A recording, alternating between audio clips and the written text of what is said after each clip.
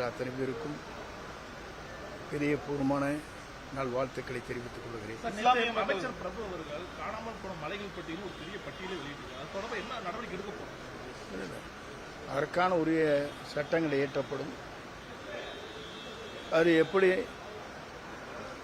எடுக்கப்பட்டது என்பதை துறையின் சார்பாக நடவடிக்கை மேற்கொள்ளப்படும். அதற்காகத்தான் நேற்றைய தினம் கேட்கின்ற போதே தெளிவாக சொல்லியிருக்கிறார்கள். எத்தனை வித்தியாசத்தை பற்றி சொல்லுகிற போது அரசு பணிகளுக்காக எத்தனை கோடி யூனிட் எடுக்கப்பட்டது, ஆனால் இங்கே எடுக்கப்படுகிற இடத்தில் அதற்கு என்ன வரிகள் கட்டப்பட்டிருக்கிறது என்ற புள்ளி விவரத்தை தெளிவாக சொன்னார். ஏறத்தாழ 18 மலைகள் காணாமல் போய்விட்டது என்று கூட சொல்லியிருக்கிறார். அதற்குரிய நடவடிக்கை விரைந்து அவர் எடுத்து வருகிறார். தமிழ்நாட்டை பொறுத்தவரையிலும் நமக்கு தேவையான இயற்கை வளங்களை பேணி காக்கப்பட வேண்டும் என்ற நோக்கத்தோடு தான் அண்டை நாடுகளிலிருந்து இறக்குமதி செய்யலாம் என்று கூட நேற்றையும் அறிவிக்கப்பட்டிருக்கிறது.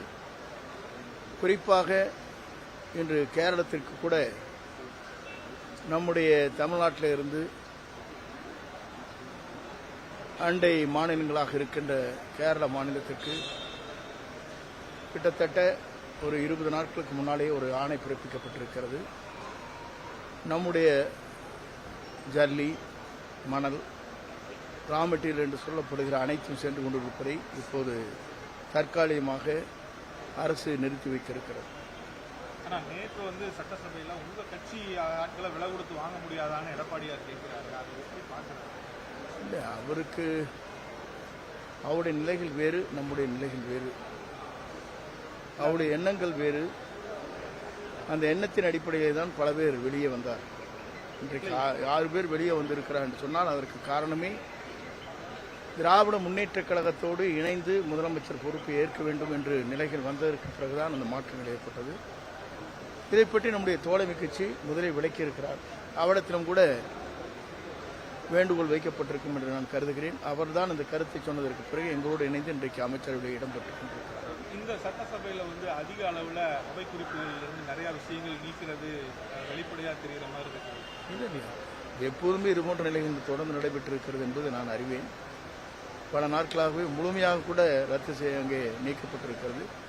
ஆனால் இன்றைய நிலை பார்க்கின்ற போது சட்டமன்றத்திலே பேசியதற்கு பிறகு நாம் நீக்கப்படுகிறது. அது நேரடியாக ஒளிபரப்பு செய்யப்படுகிற காரணத்திலேயும் மக்கள் பார்த்து விடுகிறார். ஆனால் சட்டமன்ற பதிவேட்டிலே இருக்கக்கூடாது என்பதுதான் மரபு. இந்த மரபின் அடிப்படையில் சட்டப்பேரவைத் தலைவர்கள் அவரை இன்றைக்கு வரையிலும் எல்லோரும் பாராட்டுகின்ற அளவுக்கு அவருடைய நடவடிக்கை மேற்கொண்டு வருகிறார். நம்முடைய தமிழக முதலமைச்சரை பொறுத்தவரையும் சிறந்த ஆட்சியை தமிழகத்திலே தர வேண்டும், நேர்மையான ஆட்சியை தர வேண்டும் என்பதிலே தெளிவாக இருக்கிறார். மூலமா வெளியே வந்துருது, அது அப்படி போடக்கூடாதுன்னு சபாநாயகரும் சொல்லியிருக்கிறாரு. பட் அதை ரீல்ஸ் மூலியமா அந்த அவை குறிப்புல நீக்கப்பட்ட விவகாரங்கள் அனைத்துமே ரீல்ஸ்ல நிறைய மில்லியன் வியூஸ் போற அளவுக்கு எல்லாமே இருக்கு. அது அப்படி பண்ணக்கூடாது, அப்படி வந்தா நடவடிக்கை எடுப்போம்னு சபாநாயகர் கூட சொல்லியிருந்தாரு. இதை கட்டுப்படுத்துறதுக்கு, இந்த சமூக வலைதளங்களை கட்டுப்படுத்துறதுக்கு என்ன நடவடிக்கை எடுக்கிறார்? அதற்கு செய்தித்துறை அமைச்சர்கள் அதுக்குரிய நடவடிக்கை மேற்கொண்டு வருகிறார்.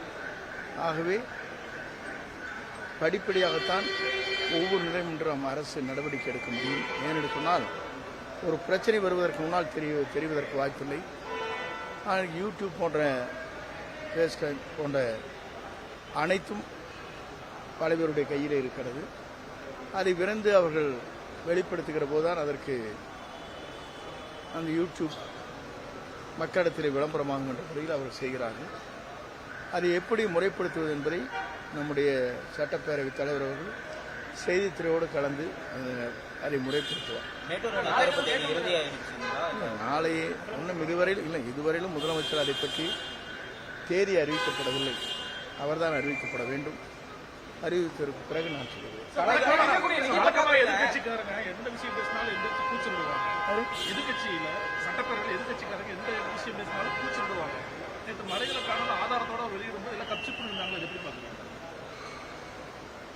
அவர் ஆதாரத்தோடு சொல்லியிருப்பது மலைகளை காணும் என்று சொன்ன உடனே அவர்களுக்கு இது யார் அதற்கு உடந்தையாக இருந்தவர் என்பதைத்தான் காண வேண்டுமே தவிர, ஆகவே அவர் அமைதியாக பார்த்துக் கொண்டிருக்கிறார். அதையும் அவர் தெளிவாக சொன்னார். எல்லாம் இருப்பதெல்லாம் பினாமி பேர்லேயே தான் இருக்கிறது என்று கூட சொல்லியிருக்கிறாரு. போக போகத்தான் அதை பற்றி தெரியும். அதே மாதிரி G ஸ்கொயர் விவகாரம் கூட சட்டசபையில் பேசப்பட்டது. அது வேலுமணி வந்தால் சொல்லுவார் அதை பற்றி. ஒரே நிமிஷம்